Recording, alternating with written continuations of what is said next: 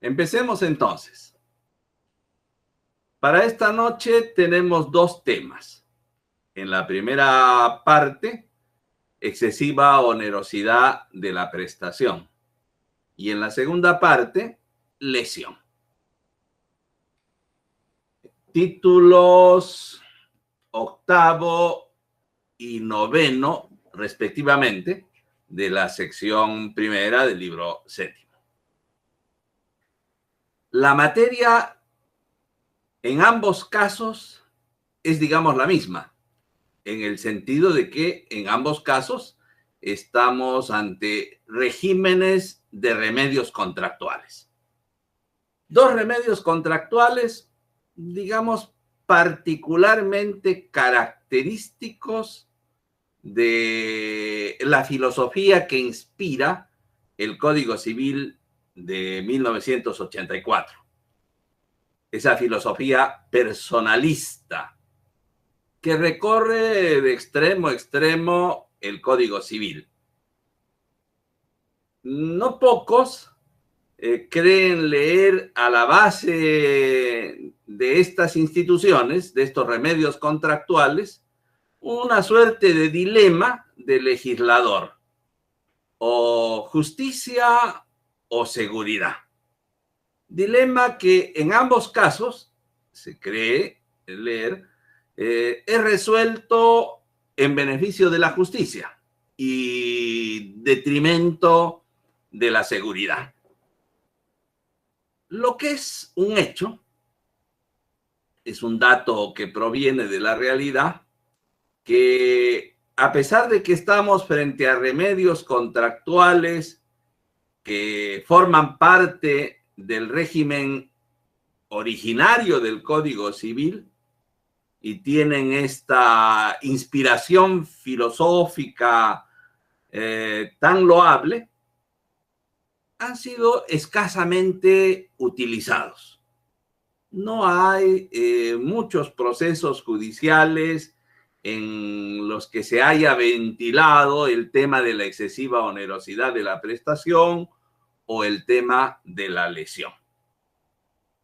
No pocos de los adversarios de esta inspiración filosófica del Código Civil auspician su supresión. O sea, promueven la exclusión del Código Civil de uno y otro. Más diría de la lesión que de la excesiva onerosidad. Pero dejemos los comentarios previos allí y vayamos a estudiar ambos remedios contractuales. Y para exponer la metodología con la que vamos a estudiarlos ambos, debemos tener presente una idea que ya hemos expuesto, la del remedio contractual teniendo como sustento una afectación a un interés protegido.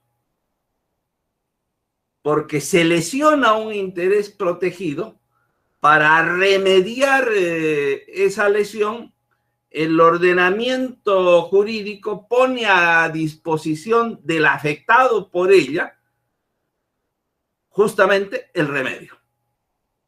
En consecuencia, antes de estudiar el remedio, nosotros tenemos que estudiar la situación patológica, la anomalía, la, genéricamente hablando, lesión que está a la base, la hipótesis jurídica. En este caso, vamos a ir un poquito más atrás incluso, porque resulta que estas hipótesis jurídicas, que es a lo que podemos llamar excesiva onerosidad de la prestación o podemos llamar lesión, estas hipótesis jurídicas no se configuran en cualquier escenario. Tienen un escenario delimitado. En consecuencia, el estudio de estos remedios contractuales vamos a empezarlo en primer lugar identificando cuál es el escenario en el que se puede configurar la hipótesis lesiva. ¿En qué contratos aplica, en último análisis, el remedio en cuestión? Vamos a empezar por ahí, en los dos casos, ¿no? La delimitación de su escenario. Acto seguido, vamos a estudiar la hipótesis jurídica. ¿Cómo se configura? ¿Qué elementos la constituyen? En cada caso. Y en tercer lugar, vamos a estudiar los remedios diseñados para ponerle coto a esa afectación del interés protegido. Y de allí completaremos el estudio con algunas cuantas reglas que, digamos, redondeen la institución. En ese orden, entonces. Delimitación, elementos, remedios. Excesiva onerosidad de la prestación. Título octavo. Su régimen empieza en el artículo 1440, que procura definirnos la excesiva onerosidad de la prestación y al hacerlo nos aporta lo suficiente como para abordar estos tres puntos que hemos mencionado. ¿Qué dice el 1440? Dice, en los contratos conmutativos de ejecución continuada, periódica o diferida. Con esta fórmula, lo que está haciendo el 1440 es describir el escenario en el que se puede presentar una hipótesis de excesiva onerosidad de la prestación. El escenario es descrito, digamos, en términos de clases de contratos. Pero veremos al final que no se trata exactamente de acuerdos contractuales, sino de relaciones contractuales. El escenario en el que se presenta una hipótesis de excesiva onerosidad de la prestación es el de la relación contractual, no el del acuerdo contractual. Nos empieza presentando ese escenario haciendo referencia a la clasificación de los contratos por su previsión, que nos permite distinguir estos en dos clases: contratos conmutativos y contratos aleatorios. Los contratos conmutativos son aquellos en los que prestación y contraprestación están debidamente determinadas en el momento de la celebración del acuerdo. En ese momento, quien se obliga a ejecutar la prestación sabe con precisión a qué se obliga. Otro tanto sucede con aquel que se obliga a ejecutar la contraprestación. No es exactamente que haya equivalencia entre prestación y contraprestación lo que hace de estos unos contratos conmutativos.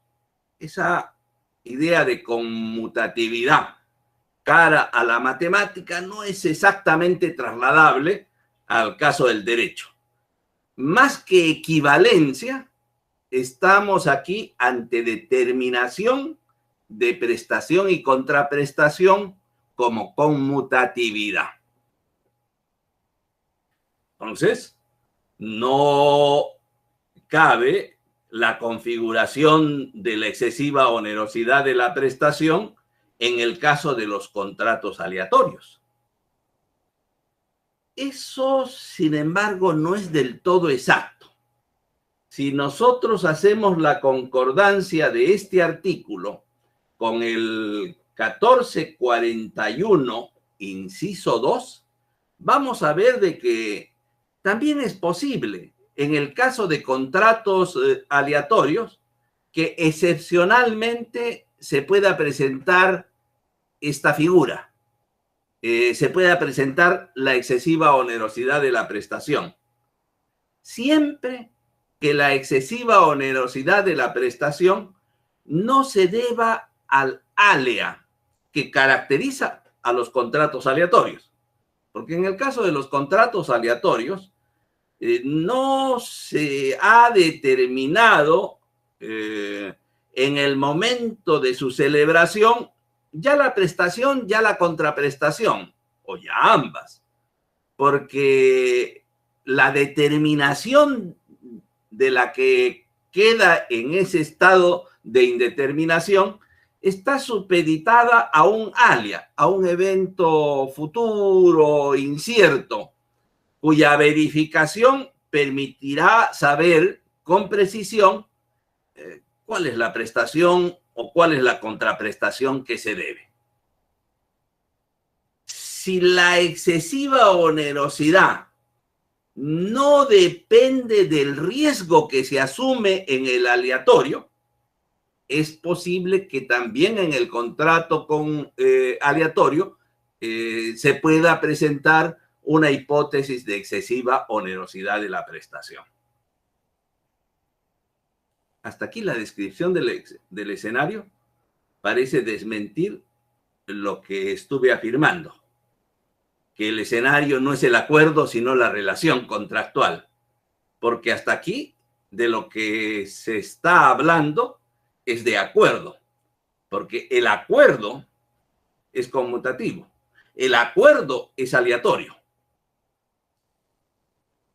Pero con esta mención al acuerdo, simplemente lo que se hace es introducir la descripción del escenario. El escenario cabalmente se grafica con la fórmula que sigue. Dice, contratos de ejecución continuada, de ejecución periódica, de ejecución diferida. Contratos conmutativos, sí, pero de ejecución continuada, periódica o diferida. En todos esos casos, ¿qué tenemos?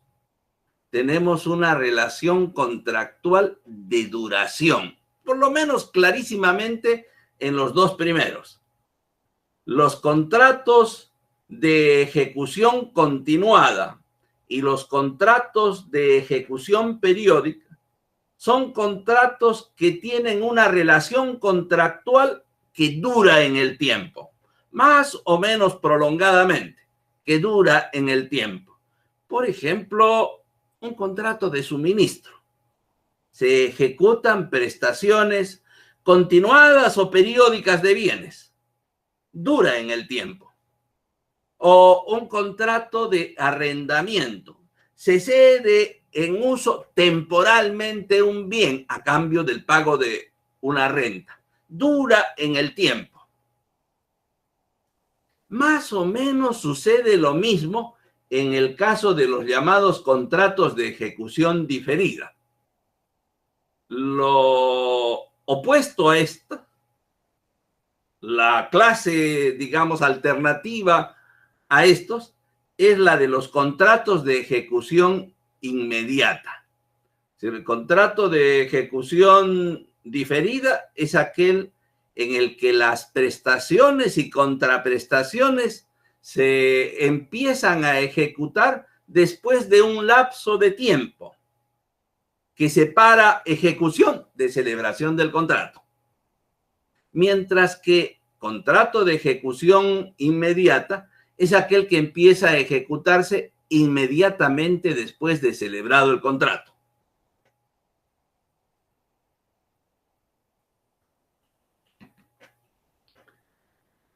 La referencia, sin embargo, no me parece que sea del todo precisa.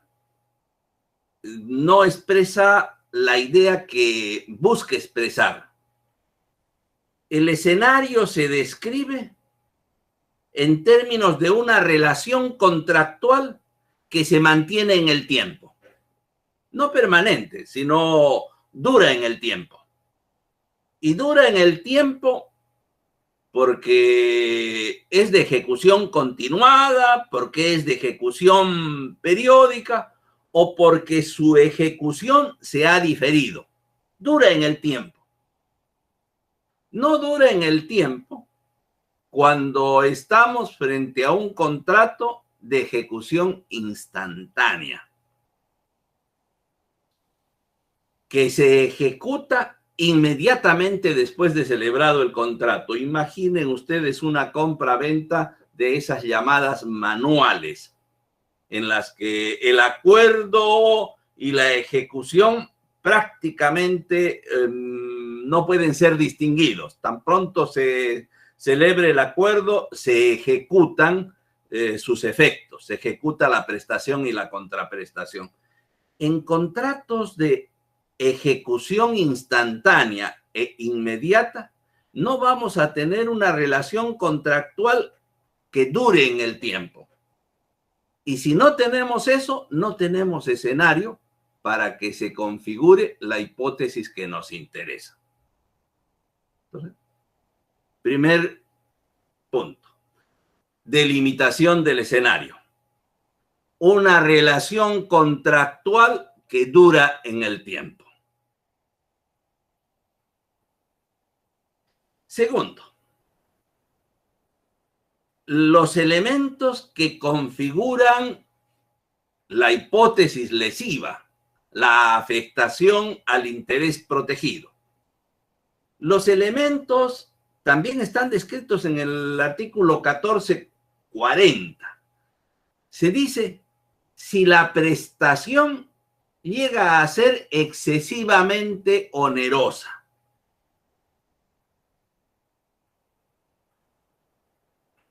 Ahí tenemos el primer elemento de esta hipótesis jurídica.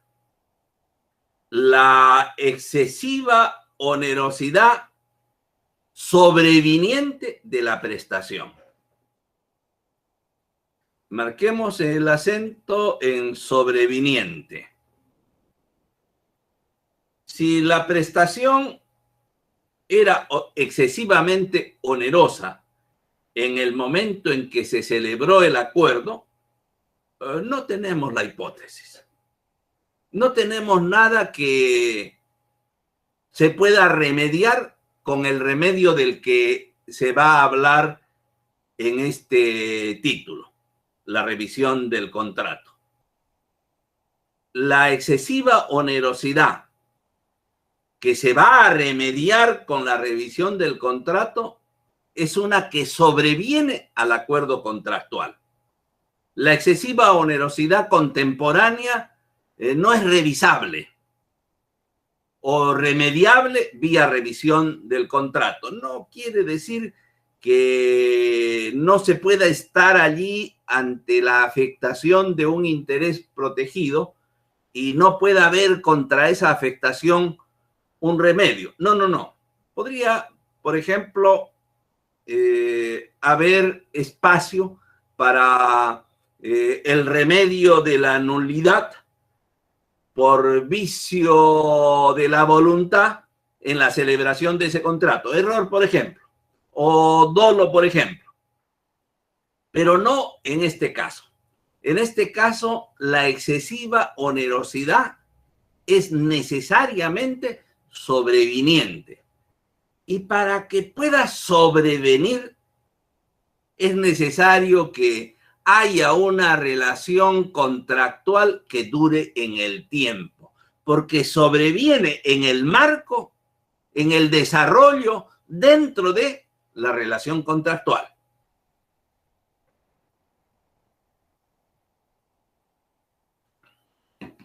Ahora carguemos el acento en excesiva. Lo nuevo que ha sobrevenido no es la onerosidad de la prestación. Que las prestaciones puedan devenir en onerosas o no, es parte de la dinámica ordinaria de toda relación obligatoria contractual.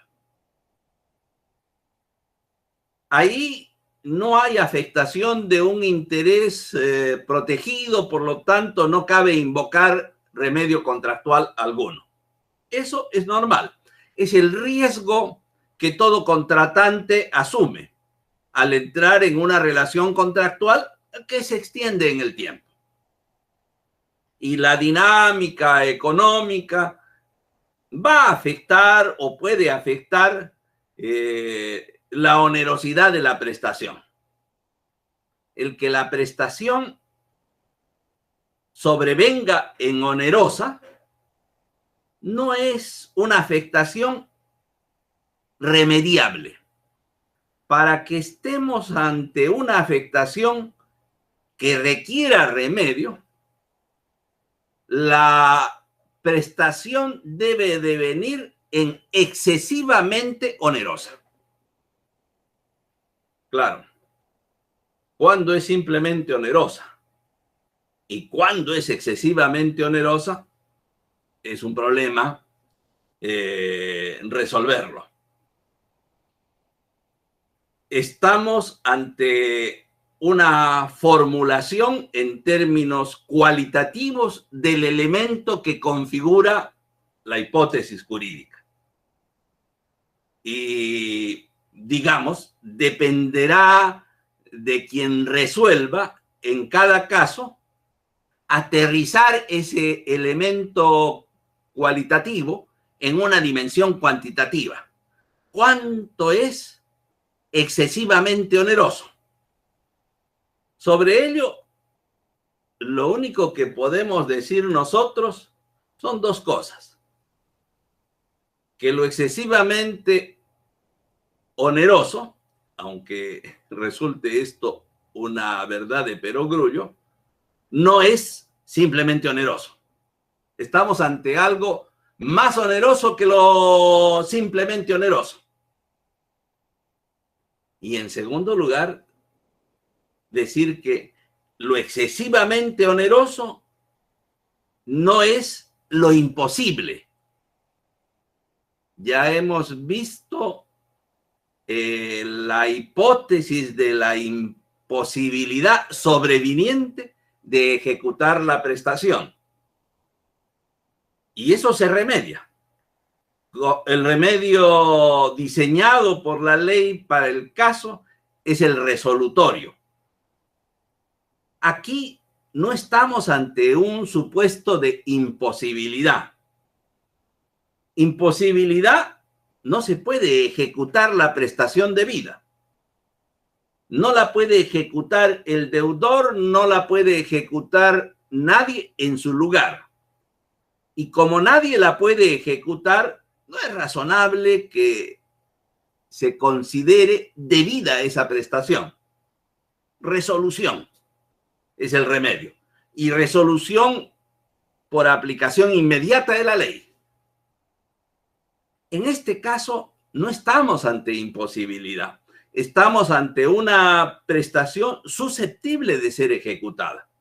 Una prestación que todavía se puede ejecutar, pero que el ejecutarla le significa al deudor no solo soportar una onerosidad mayor que la que había previsto, sino excesiva.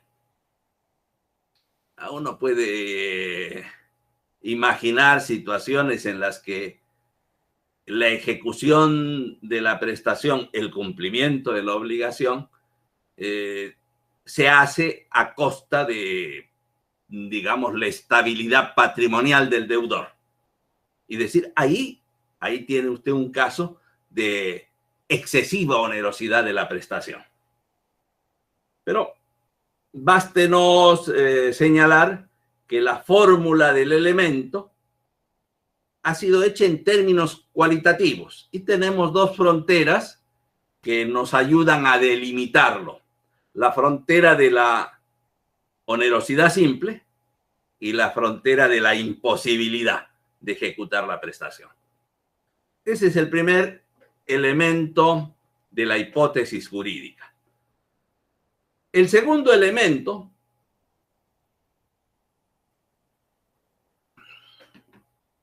también está en el texto del artículo 1440. Dice, por acontecimientos extraordinarios e imprevisibles.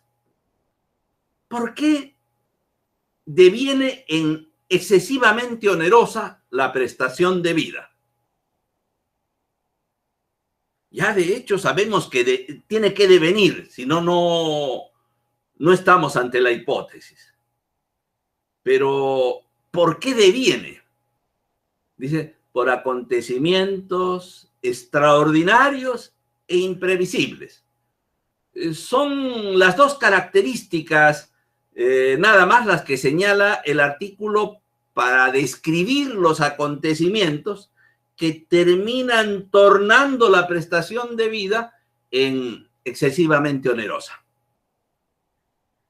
Los acontecimientos extraordinarios son aquellos que suceden fuera del orden normal en el que suelen suceder los acontecimientos. Los acontecimientos extraordinarios lo son por oposición a los acontecimientos ordinarios. Ordinariamente sucede tal cosa. Y si hay algo que sucede fuera de ese orden, es extraordinario. Por ejemplo, la inflación. Hay una inflación que ordinariamente tenemos si está entre, digamos, aproximadamente el 3% anual. Y si uno va a hacer una relación contractual que se va a extender por 1, 2, 3 años, tiene que incorporar entre sus consideraciones la inflación. Si no lo hace, es un irresponsable y tendrá que soportar las consecuencias negativas.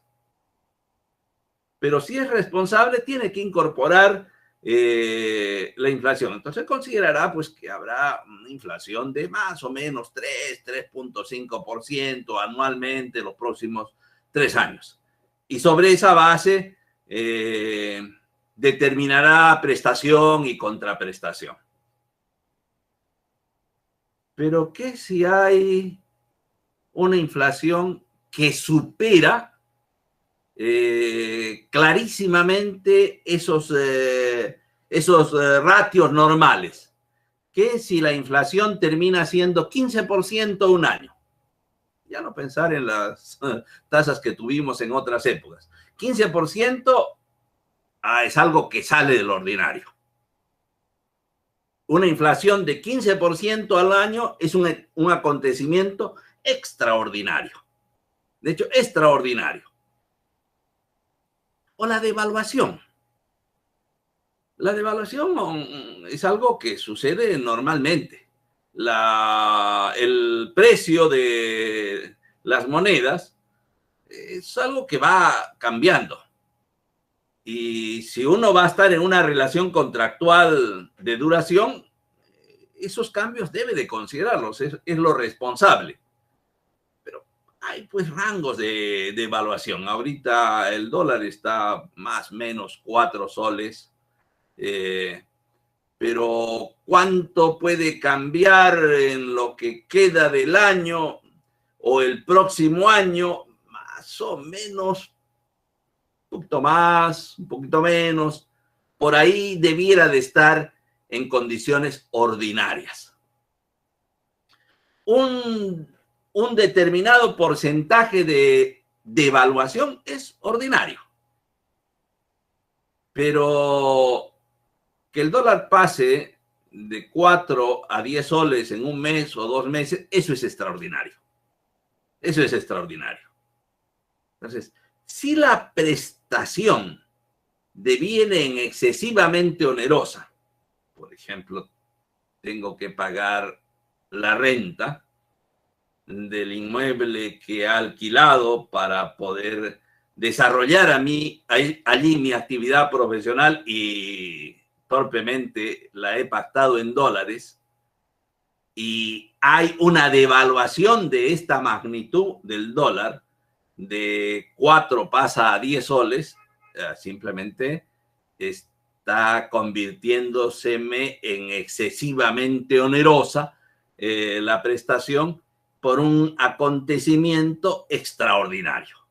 Oiga, ni usted ni yo, es decir, el señor arrendatario, tuvimos en cuenta a la hora de negociar los términos de nuestro contrato la posibilidad de que hubiera una devaluación de esta magnitud. Esto no es soportable.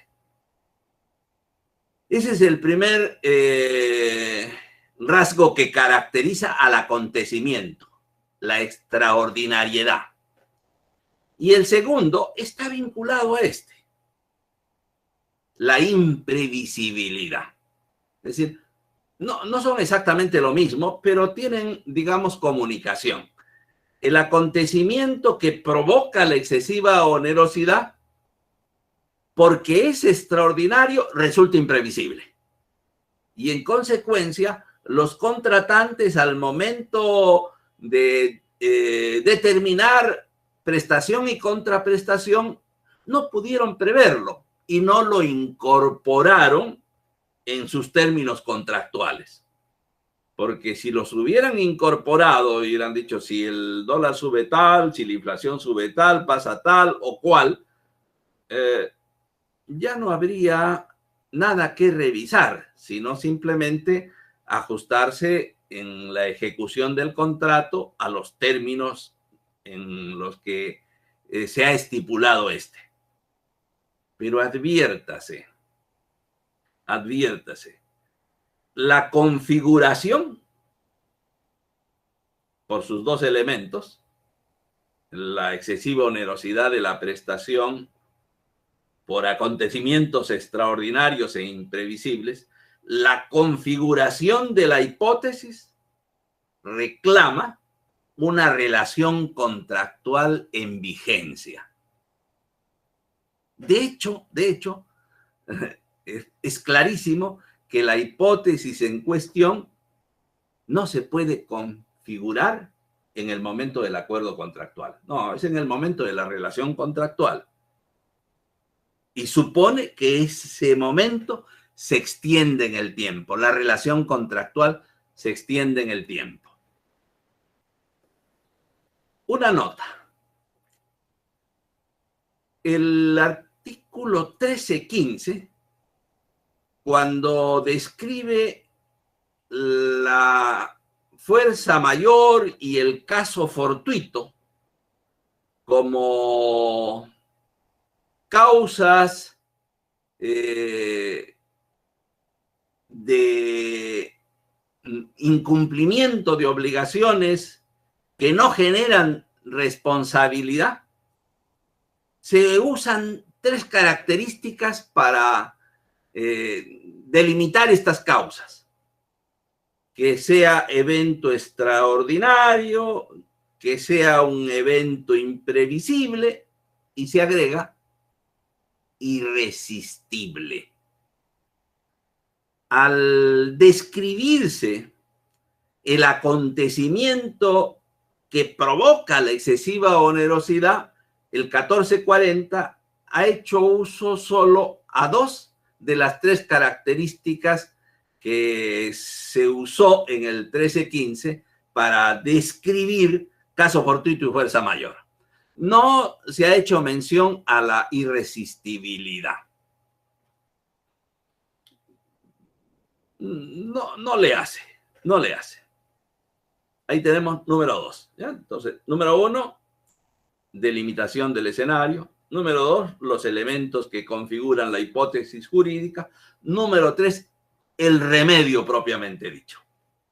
Tenemos un escenario. En ese escenario se ha configurado la hipótesis lesiva. Hay que remediar. Claro, quien está habilitado para tener la iniciativa para remediar es obviamente la parte afectada por la excesiva onerosidad de la prestación. Y el remedio que pone el ordenamiento jurídico a disposición del afectado es el remedio de la revisión del contrato. Hay excesiva onerosidad de la prestación si es que el contrato se va a ejecutar en los términos en los que fue pactado. Por eso hay excesiva onerosidad de la prestación, por sus términos, por el impacto, si se quiere, que en sus términos ha ocasionado este acontecimiento o estos acontecimientos extraordinarios e imprevisibles, que han hecho de esos términos una prestación o unas prestaciones excesivamente onerosas. Hay que remediar eso. Y el remedio es la revisión de los términos. Es un remedio actuable, digamos, judicialmente. En rigor, jurisdiccionalmente. Porque si estamos frente a un contrato en el que se ha estipulado convenio arbitral para resolver las controversias, la vía arbitral, que es una vía jurisdiccional, será la vía por la que se actúe este remedio. Revisión del contrato.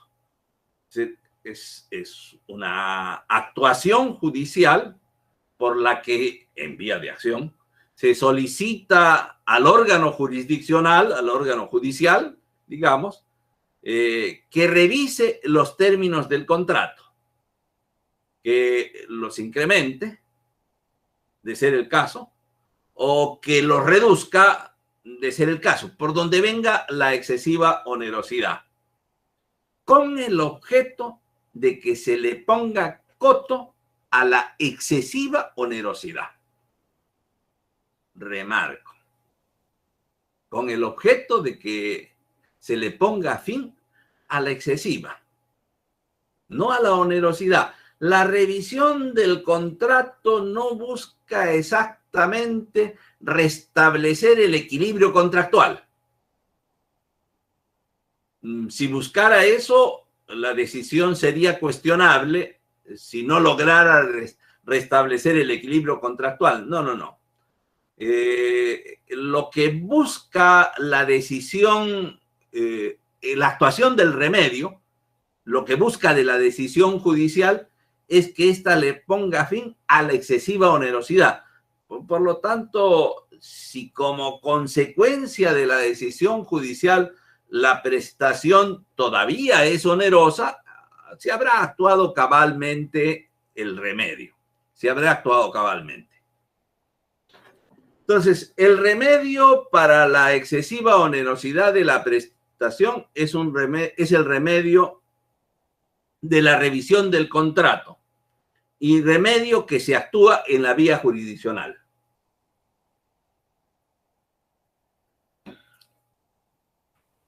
Ahora bien, no siempre es posible revisar el contrato, de modo tal que se le ponga coto a la excesiva onerosidad. La naturaleza de las cosas, por ejemplo, lo puede hacer inviable. Si eso es así, es decir, si el contrato no es susceptible de revisión por la naturaleza de sus términos, el afectado por la excesiva onerosidad tiene a su disposición un remedio alternativo que lo puede usar en el supuesto de que sea inviable el remedio de la revisión del contrato. Y ese remedio alternativo es el remedio resolutorio. Con todo lo que implica la resolución tal como la hemos venido tratando. Es decir, Si no se le puede poner coto a la excesiva onerosidad, entonces una solución a la afectación del interés protegido es poniéndole término a la relación contractual en ese momento. Ahora, puede suceder que la otra parte, no el afectado, la otra parte tenga interés en la relación contractual si y solo si se desarrolla en los términos originariamente pactados por las partes. Puede suceder que a la otra parte no le interese ya la relación contractual en otros términos, que serían los que resultarían de la actuación del remedio de la revisión del contrato. Si ese es el caso, ese tiene a su disposición un remedio para ponerle coto a la situación. Y ese es el remedio resolutorio. Entonces, la resolución es un remedio alternativo que puede ser actuado por el contratista afectado por la excesiva onerosidad o que puede ser actuado por la otra parte.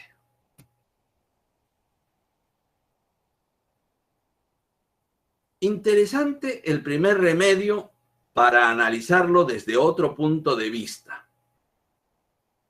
El remedio de la revisión del contrato. Interesante porque se le está facultando por ley al juez, al árbitro en su caso, a modificar términos acordados por los contratantes anteladamente. Eso no colisionará con la disposición constitucional que recoge el artículo 62 de la Constitución y que dispone que los términos contractuales no son modificables por normas ni disposiciones de cualquier clase. Este régimen legal, como anoté al inicio, es un régimen originario, es decir, forma parte del texto del Código Civil que entró en vigencia en 1984, bajo otro marco constitucional, marco en el cual no había una disposición como la del artículo 62 de la Constitución actual. Artículo, dicho sea de paso, particularmente controversial en estos días. La entrada en vigencia de la Constitución, la entrada en vigencia de este artículo 62, no colisionará con el remedio revisorio. Tema como para hacer una tesis, ¿eh? Lo dejo ahí. Vamos ya terminando. En lo esencial del estudio de este remedio contractual, o de estos remedios contractuales, porque ya hemos visto que son dos. Primero, no es válida, más exacto, es nula la renuncia antelada a la actuación de los remedios contractuales por excesiva onerosidad de la prestación. Si se estipulara al momento de la celebración del contrato que se renuncia a pedir la revisión del contrato por excesiva onerosidad de la prestación o la renuncia a pedir la resolución del contrato por excesiva onerosidad de la prestación, esa estipulación es nula por disposición del artículo 1444. No solamente se ha establecido el remedio o los remedios, sino que se les ha rodeado de una protección especial.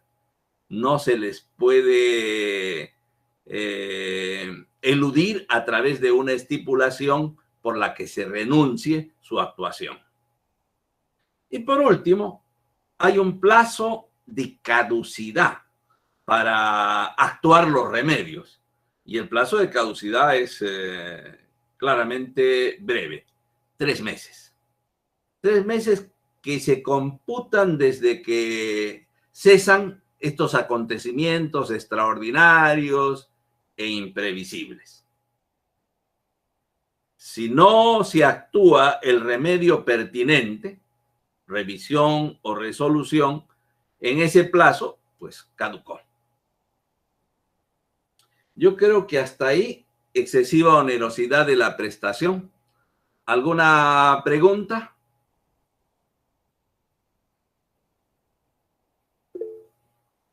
Francisco, escucho. Doctor, una breve pregunta. Cuando se habla del segundo elemento, que sea extraordinario e imprevisible, entendí que cuando se habló de lo imprevisible, se dijo que era un acontecimiento, digamos que era consecuencia de que sea extraordinario, ¿no? Si es que es extraordinario, digamos que resulta imprevisible. No exactamente. No obstante. Hay vinculación entre lo uno y lo otro, pero no es exactamente que uno dependa del otro.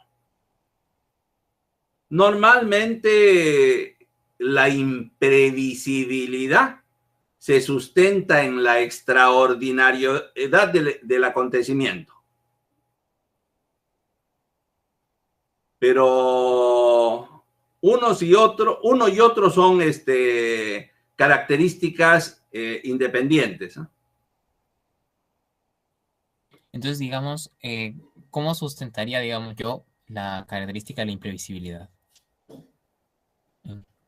Que por alguna circunstancia no pudo ser previsto. Por ejemplo, por la información que manejaban los contratantes que celebraron ese concreto contrato. Por el manejo de información que tenían, a esos contratantes no les fue posible prever.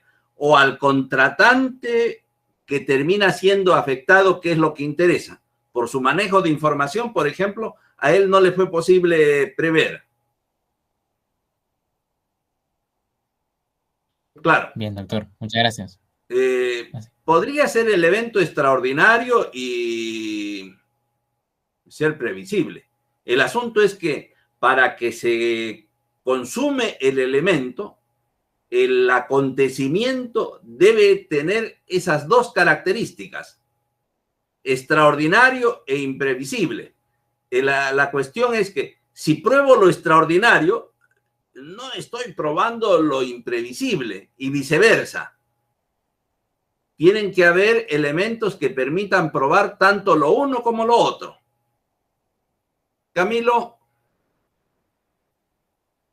lo escucho. Sí, doctor, buenas noches. Mi pregunta era, en la parte que mencionó de que se habían establecido una protección adicional, mencionó 2. ¿Podría repetirlas, por favor? No le alcanzo a entender. Mencionó de que el pacto que vaya en contra de la excesiva onerosidad no era posible, era nulo. Y mencionó una de más. No, esa es. Solamente. Sí. Se ha buscado rodear porque, fíjese, Camilo, eso no sucede en el tratamiento de los otros remedios. No hay una regla que diga es nula la renuncia a la resolución por incumplimiento. No, tan no lo es que se puede estipular la renuncia a la resolución por incumplimiento. Este remedio por esta causal, la excesiva onerosidad de la prestación, es un remedio, digamos, apreciado particularmente por el legislador, plasma su pensamiento sobre el contrato y no quiere que sea burlado por una estipulación contractual que le saca la vuelta. Porque si lo permitiera, podría convertirse en una cláusula de estilo en los contratos por la que se renuncie a su revisión por excesiva onerosidad de la prestación. Con lo que la regulación del remedio terminaría siendo una suerte de saludo a la bandera. No se ha querido eso. Se le protege de esta manera especial. Vamos a ver, lo mismo sucede en el caso de la lesión. Es nula la renuncia a la acción por lesión. Se busca proteger los remedios para curar estas particulares enfermedades en las que se lee un dilema entre justicia y seguridad. Y se opta por el remedio porque de ese modo se viabiliza una solución justa, aunque la seguridad se vea afectada. Aquí eso parece ser claro, porque la seguridad que se expresa a través de los términos contractuales se va a ver afectada porque se permite que esos términos contractuales los pueda revisar un juez. ¿Eso es constitucional? Pregunto yo. Sería bueno que alguien se animara a estudiarlo. Bien, señores, hacemos un intermedio, unos 10 minutos, algo más, y volvemos para continuar con lesión.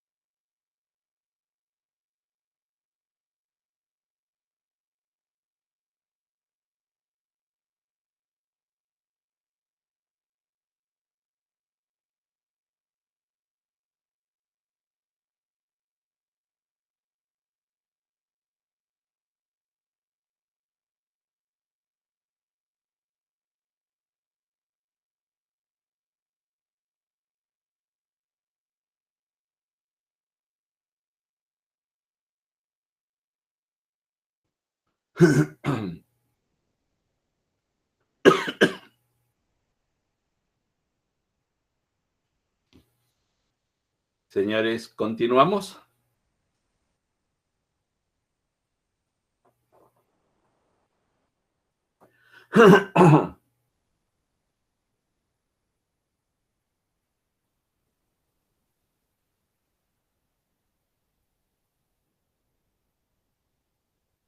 Reitero, continuamos.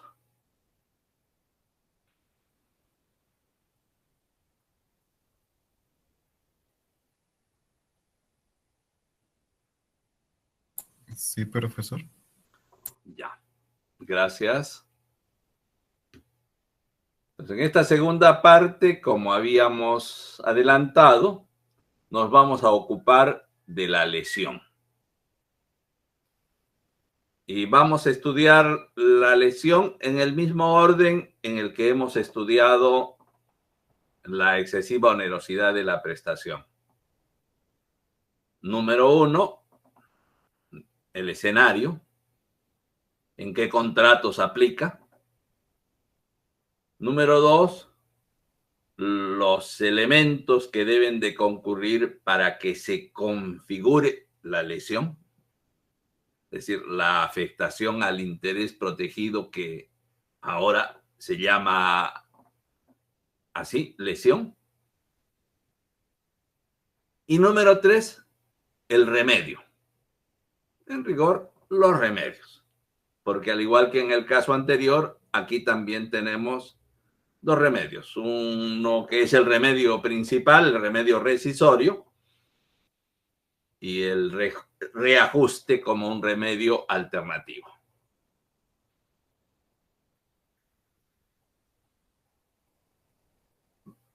Vayamos en ese orden. De la definición de la lesión se ocupa el artículo 1447. Y de él podemos extraer las ideas para exponer estos 3 puntos. Primero, no tan claramente expuesto como en el caso del 1440 sobre la excesiva onerosidad, pero se puede inferir el escenario del segundo párrafo en especial de este artículo. La lesión es una hipótesis jurídica que se configura en el caso de los contratos conmutativos. Pero aquí marquemos una diferencia con el caso anterior. La afectación al interés protegido, la hipótesis jurídica, la lesión, no se presenta en la relación contractual. Por lo tanto, si la relación contractual que origina el contrato, el acuerdo, es de duración o no lo es, de ejecución instantánea o diferida, no tiene trascendencia, es indiferente. Porque la hipótesis, en este caso, se configura en el escenario del acuerdo, en el momento del acuerdo. Cuando celebran el acuerdo, es cuando se puede presentar un supuesto de lesión. Y ese supuesto de lesión se puede presentar en el caso de los contratos conmutativos. Ya hemos hablado de ellos en el caso anterior, pero ahora necesitamos profundizar más. Los contratos conmutativos, esto sobre todo a la luz del régimen de la lesión, se presentan como una subclasificación de los contratos con prestaciones recíprocas. El juego, digámoslo así, entre prestación y contraprestación es esencial para que se presente un supuesto de lesión. Y ese juego entre prestación y contraprestación es lo que caracteriza a los contratos con prestaciones recíprocas. En otra clase de contratos, la lesión no se puede presentar. No se puede presentar en contratos con prestación unilateral y en rigor tampoco en contratos con prestaciones plurilaterales autónomas, aunque puede ser un extremo discutible.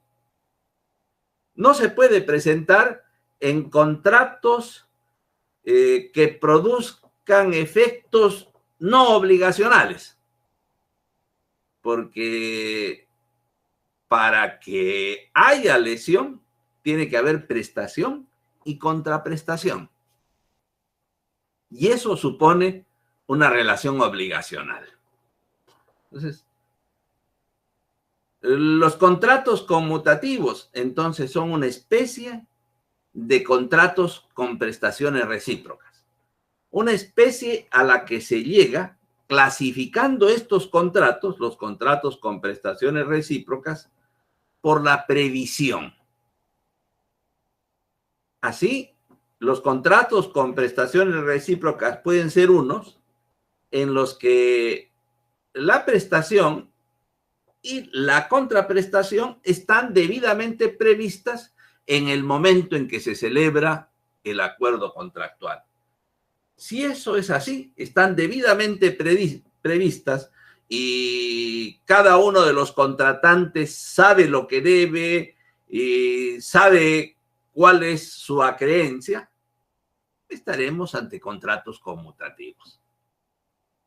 En cambio, si la prestación o la contraprestación están supeditadas a que se verifique un alea, un evento futuro e incierto, pues estaremos ante contratos aleatorios. Y en el caso de los contratos aleatorios, como regla, no opera la lesión. Como regla. Sí podría presentarse excepcionalmente supuesto de lesión en contratos aleatorios, siempre y cuando la desproporción no tenga que ver con el alea, con el riesgo, porque el riesgo está asumido en el contrato. Ese es el escenario. Los contratos conmutativos como regla y los contratos aleatorios como excepción. Ese es el escenario en el acuerdo contractual. En otros no va. Entonces, hablar, por ejemplo, de lesión en el contrato de hipoteca no tiene sustento. O hablar, por ejemplo, de lesión en el contrato de fianza no tiene sustento. O hablar finalmente de lesión en el contrato de donación no tiene sustento, por no decir otra cosa. No tiene sustento. Para que podamos hablar de lesión, lo primero que tenemos que tener ante nosotros es un contrato con prestaciones recíprocas. Seguidamente, conmutativo. ¿No? Conmutativo. Muy bien, ahí tenemos el escenario. Eso es número 1. Número 2. Los elementos con los que se configura la hipótesis jurídica, que repito, ahora se llama lesión. Aunque nosotros hemos usado ese término para referirnos genéricamente a todo caso de afectación de interés protegido. Esta específica afectación del interés protegido, el Código Civil la llama lesión. La lesión tal cual está regulada en el Código Civil. Siempre eso tengamos presente. Lo que estamos estudiando son las normas, los principios, las instituciones, tal como las acoge el Código Civil, para conocerlas. Y luego someterlas a evaluación, a crítica, a comparación, etc. Pero todo eso viene después de conocerlas. Entonces, los elementos que configuran la hipótesis jurídica denominada lesión, tal como esta es regulada por nuestro Código Civil, son tres. Un elemento objetivo y dos elementos subjetivos. Y también el artículo 1447, que se encarga de definir la lesión, da cuenta de estos elementos de la figura jurídica. El primer elemento, el elemento objetivo. El elemento que sirve para denominar la hipótesis. La lesión o desproporción entre prestación y contraprestación. Por eso es esencial que haya la una y la otra. Una desproporción. Para que se configure la hipótesis, tiene que haber una desproporción entre prestación y contraprestación. Desproporción entre sus valores. Atención. Para hacer esta evaluación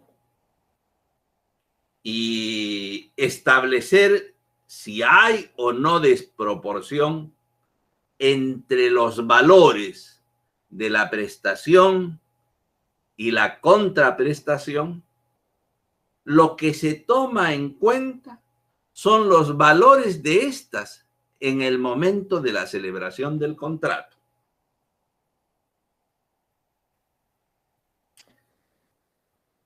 Los valores. ¿Por qué enfatizo esto? Para que no confundamos. Imaginemos una compra-venta. Típico contrato con prestaciones recíprocas, normalmente conmutativo. Se intercambian bien por dinero. Y las partes acuerdan que lo que corresponde pagar como precio por la entrega en propiedad del bien es la suma de dinero que acordaron. De otro modo, no habría contrato de compra-venta. O sea, las partes están de acuerdo que ese es el precio por ese bien. Pero ese es el precio. Y el precio es la contraprestación que las partes acuerdan por la entrega en propiedad del bien que se vende. Eso es el precio. Y el precio es necesariamente subjetivo. Al vendedor X le satisface el precio que se acuerda en el contrato que está celebrando con el comprador Y.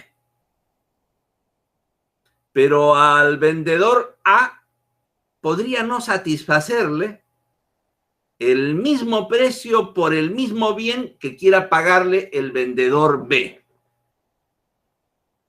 Y a ese, como no le satisface, o ese no llega a tener un acuerdo contractual con ese comprador.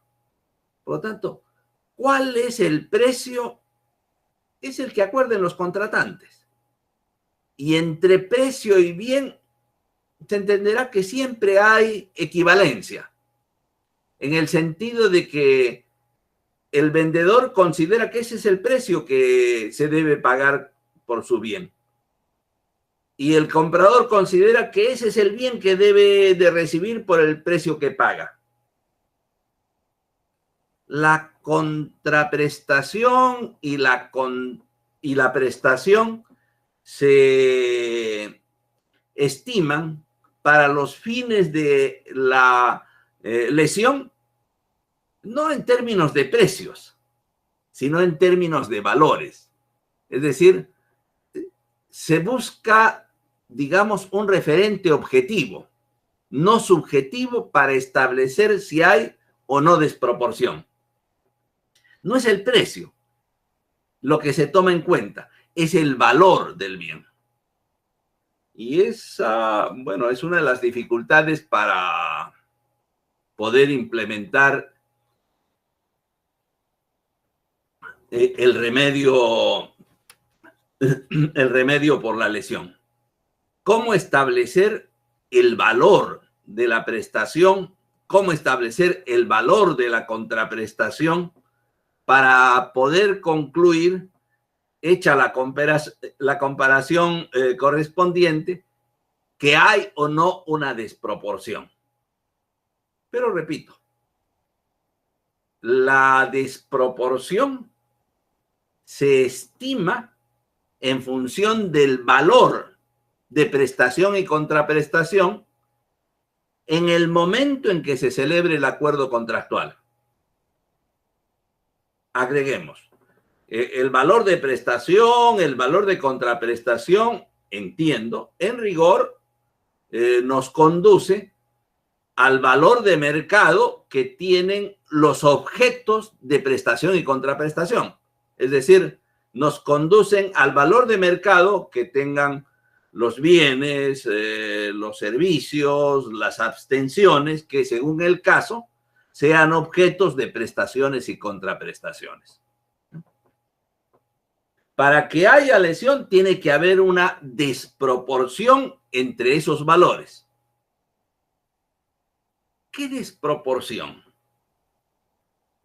Si hubiera usado la misma metodología que se usó al redactarse el artículo 1440, que se ocupa de definir la excesiva onerosidad de la prestación, si hubiera usado esa misma metodología el 1447, que es el que define la lesión, probablemente hubiera dicho algo así como una desproporción enorme o una desproporción excesiva o alguna otra fórmula como esa. Es decir, podría haber, usando la misma metodología, formulado en términos cualitativos la desproporción y hubiera quedado al operador jurisdiccional, al juez, al árbitro en su caso, la determinación en concreto, en cantidad de esa desproporción significativa. Pero curiosamente, en el régimen de la lesión, el legislador no sigue la misma metodología cualitativa y opta por una metodología cuantitativa. Establece en el artículo 47 cuál es la desproporción que tiene que haber para que estemos ante lesión o ante el primer elemento de esta figura. Y la desproporción en cuestión debe ser mayor que las 2/5 partes. Si es igual o menor a las 2/5 partes, desproporción habrá. Pero digamos, se entenderá que es una desproporción tolerable. Pongamos un ejemplo simple para graficar esto. Imaginemos que un bien vale en el mercado como 100 soles, $100, qué sé yo. Para que haya desproporción, se tiene que pagar por él menos de 60. Se tiene que pagar por él 59, 58, 57 soles, dólares, lo que sea. Es decir, se le tiene que pagar al vendedor un precio inferior en más de 2/3 partes. En vez de recibir por el bien 100, será lesionado el vendedor si va a recibir por el bien 59, 58 o menos. Porque si recibiera 60, tendríamos una desproporción igual a las 2/5 partes. Y eso no es lesión. Si recibiera 61, 62, 63, bueno, la desproporción que existe sería inferior a las 2/5 partes. Y eso no es lesión. ¿Por qué se puede considerar que el que cobra 59 por un bien que vale 100 está en una situación que debe ser remediada, y el que cobra 61 por un bien que vale 100 está en una situación que no necesita ser remediada? No resulta comprensible. Pero esa es la formulación del elemento objetivo que trae el Código Civil. Objetivo. Los otros dos elementos son subjetivos. El segundo elemento, primero de los subjetivos, es la llamada necesidad apremiante del lesionado. O sea, el lesionado tiene que estar en una situación particular, estado de necesidad o necesidad apremiante, que es la que lo lleva a aceptar términos contractuales lesivos como los que contiene el primer elemento. Porque nada impide que uno venda a 59 un bien que vale 100. ¿Por qué? Porque se le antoja venderlo a 59. No hay nada que, digamos, lo apremia a venderlo a 59. Lo vende a 59 porque la razón que sea. Y si es esa la situación, es decir, vende a 59 por cualquier razón, no tenemos esta hipótesis de lesión. Para que tengamos esta hipótesis de lesión, el lesionado, el que recibe 59 y da algo que vale 100, es alguien que acuerda esos términos porque se encuentra apremiado. El apremio es lo que lo lleva a contratar así. Apremio que no habría que confundir con uno de los vicios de la voluntad típicos. No estamos aquí ante un error, no se está representando equivocadamente la realidad el lesionado. No, el lesionado tiene claridad que lo que está haciendo es enajenar un bien que vale en el mercado 100 en ese momento. Pero no le queda otra, porque tiene urgencia, digamos, de la liquidez. No hay error. No está siendo engañado. No hay dolo. No está siendo intimidado ni está siendo violentado. No es un vicio de la voluntad. Por eso esta no es una hipótesis de anulabilidad y no cabe ese remedio. Esto es algo distinto, sutilmente distinto, pero distinto. ¿Ya? Lo que hay aquí es, en términos materiales, un vicio de la voluntad, porque está constreñido el lesionado por la circunstancia apremiante por la que atraviesa. Y eso es lo que lo lleva a aceptar más o menos libremente, más o menos voluntariamente, los términos del acuerdo contractual. La sola desproporción, entonces, no basta para que tengamos lesión. No basta. El solo apremio del lesionado tampoco. Para que tengamos la hipótesis jurídica y quepa hablar de la actuación del remedio contractual o los remedios contractuales, se necesita del concurso de otro elemento subjetivo más. Y ese otro es el aprovechamiento del lesionante.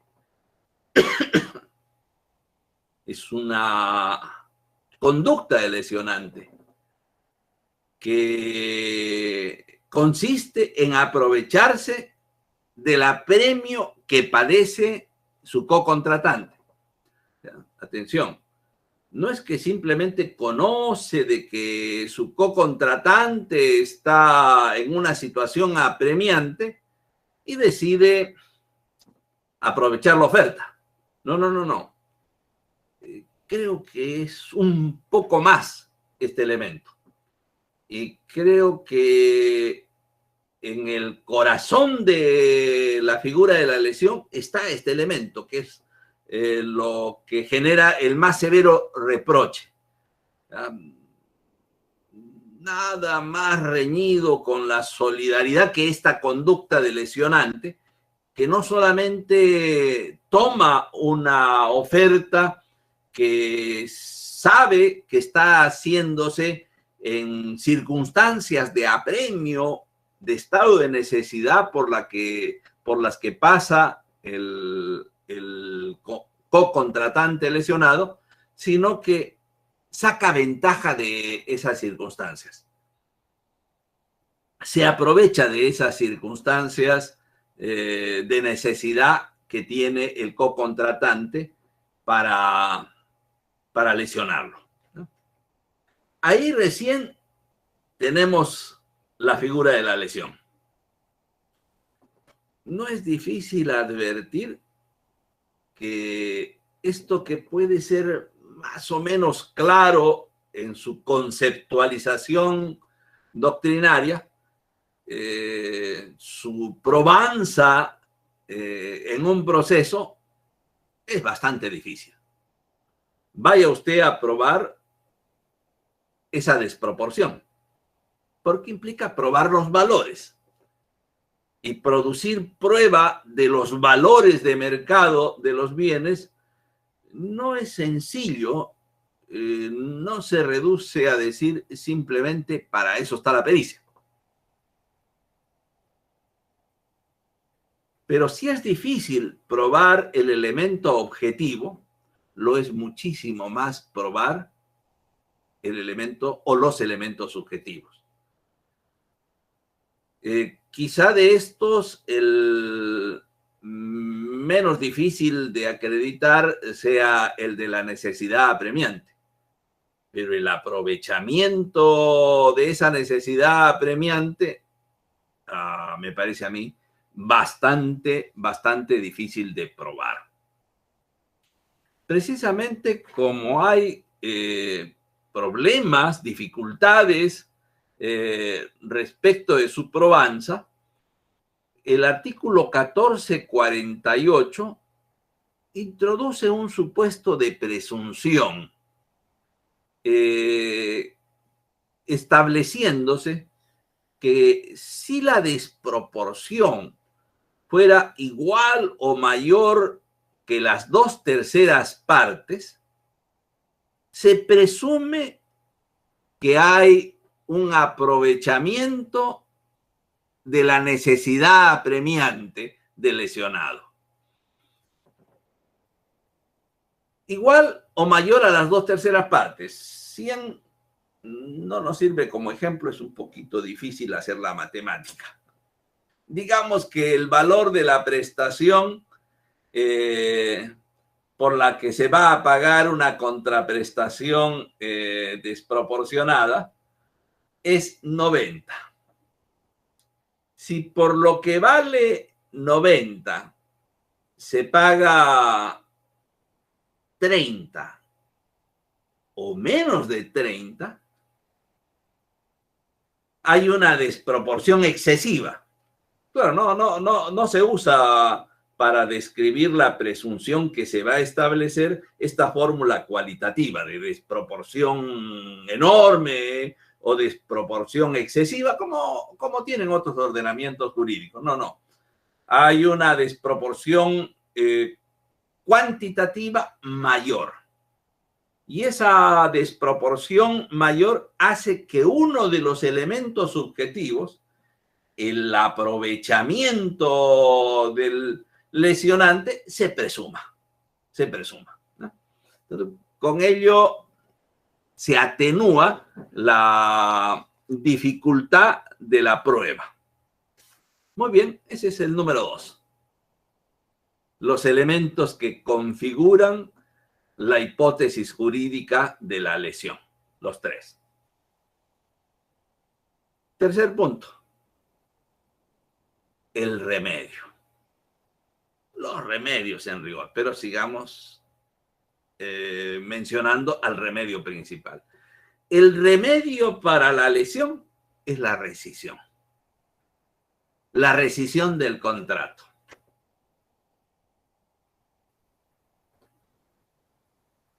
Se entiende, creo ahora, con mayor claridad, que el escenario para la configuración de la hipótesis sea el acuerdo contractual.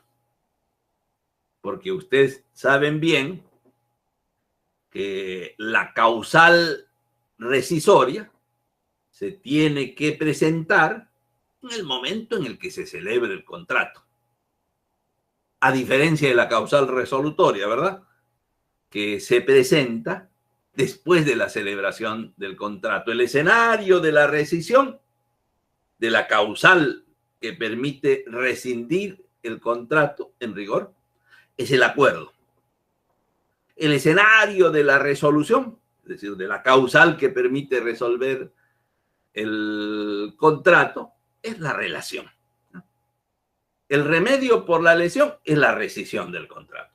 Y ese remedio se actúa judicialmente o jurisdiccionalmente si es que estuviéramos ante un contrato que tiene cláusula arbitral. Y aquí repetimos todo lo que en su momento dijimos sobre el instituto de la rescisión al comentar los artículos 1370 y 1372.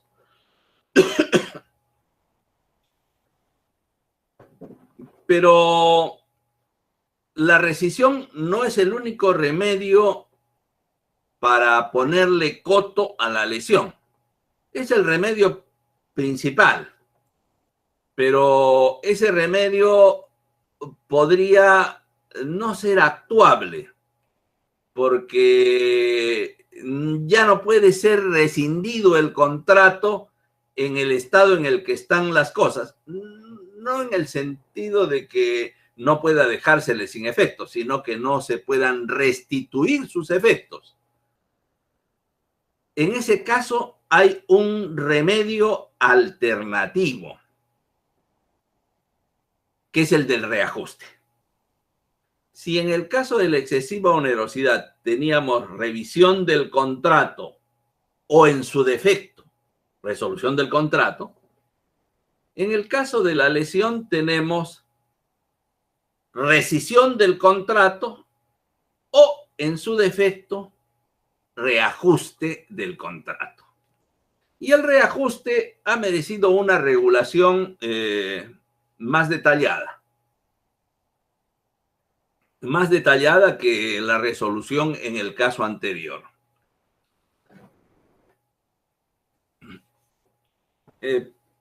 Primero, el propio afectado por la lesión, cuando la lesión no le sea, perdón, cuando la rescisión no le sea útil, puede optar por el reajuste, lo que implica pedirle al juez que ordene, al juez o al árbitro, que ordene que el lesionante le pague lo que le ha pagado de menos. En los ejemplos que poníamos, si el bien tiene un valor de mercado de 100 y le pagaron 59, en vía de reajuste va a pretender que se le pague la diferencia, esos 41 que dejaron de pagarle por el acuerdo lesivo. El reajuste también es invocable por el lesionado, perdón, por el lesionante, ¿no? Por el lesionante, porque su interés puede ser conservar el contrato, pero no estar de acuerdo con el valor que le atribuye a la prestación el lesionado. Dice que vale 100, algo por lo que se ha pagado 59 y por lo tanto habría lesión. Pero si quiere conservar el contrato, una alternativa a su disposición es el reajuste de valor. Discutir si el bien vale 100, lo que lo lleva a aceptar tener que pagar la diferencia de lo pagado de menos.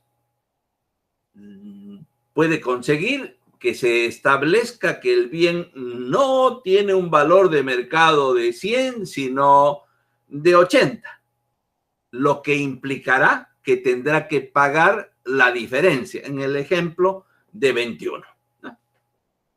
Entonces, el reajuste es un remedio alternativo al de la rescisión en el caso de la lesión. Y ya terminando, reglas similares que en el caso anterior. Es nula la renuncia a la acción por lesión. En rigor, es nula la renuncia a la actuación de remedios contra la lesión, del remedio rescisorio o del remedio de reajuste. Y segundo, la actuación de los remedios que correspondan, de rescisión o reajuste, está sujeta a un plazo de caducidad, al igual que en el caso anterior. Solo que el plazo aquí es distinto. El plazo de caducidad es en principio de 6 meses, que se computan desde que el lesionante ejecutó su prestación. Una vez que el lesionante ha ejecutado su prestación, la lesión se ha consumado. Y desde allí se computan 6 meses como plazo de caducidad para accionar, demandando la rescisión, demandando el reajuste. Hay un segundo plazo de caducidad en defecto del primero. Y ese es de 2 años a contarse desde el momento en que se celebró el contrato. Es decir, si desde que se celebró el contrato transcurren 2 años sin que se haya ejecutado la prestación o toda la prestación a cargo del lesionante, o sin que hayan transcurrido 6 meses desde que se ejecutó la prestación a cargo del lesionante, el plazo para accionar caduca, ¿ya? 6 meses en un caso, 2 años en el otro. Eso es todo por lesión. Eso es todo por lesión. ¿Alguna pregunta?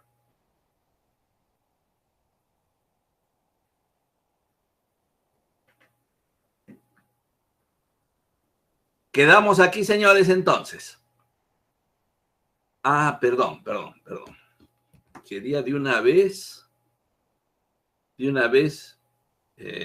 con la debida antelación, fijar fecha para el segundo y último parcial. Martes 21 de diciembre.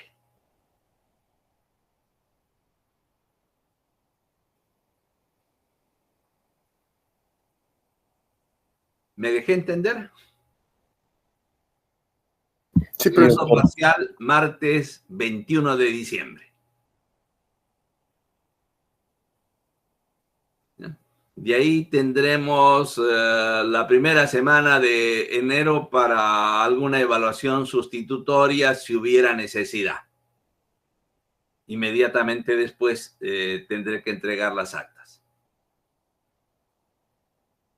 ¿Alguna pregunta, señores? ¿O quedamos aquí esta noche?